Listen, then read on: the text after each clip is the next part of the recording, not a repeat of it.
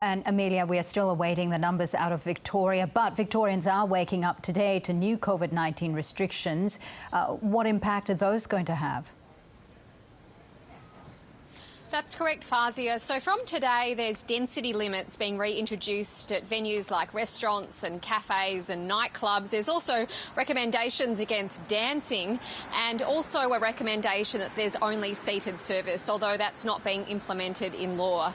Now, these density limits come as cases keep rising. There was 21,000 cases reported in the last 24 hours. As you mentioned, Fazia, we're still awaiting the numbers for COVID today, but we do know that they're expected to keep rising.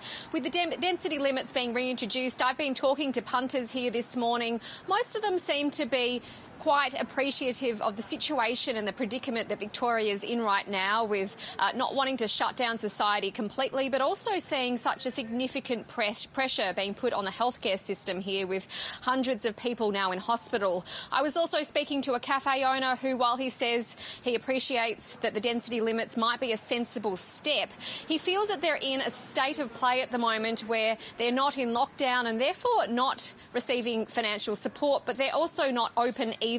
He says they're essentially in this state of play where they don't know where things are going. Right. And we're in middle ground. We're not locked down completely receiving assistance, and we're not unlocked completely and able to make a profit. Emilia Terzon there reporting for us in Melbourne. We also